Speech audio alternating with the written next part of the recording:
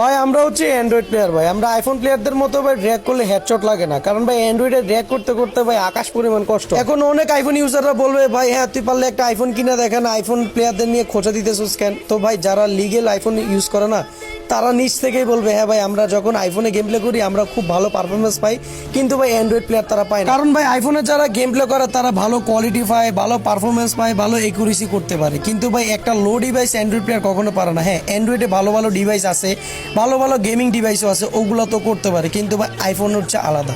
IPhone আপনি যখন খেলবেন না কখনো আপনি রিকোয়েল প্রবলেমটা ফিল করবেন না, করবেন মাঝে সময়, কিন্তু ভাই অ্যান্ড্রয়েডে মাঝে সময় আপনার এমন ল্যাগ দিবে আপনি মানে না চাইতেও আপনি মোবাইলটারে একবারে ফেলে দিবেন, না হলে একটা আসার দিবেন।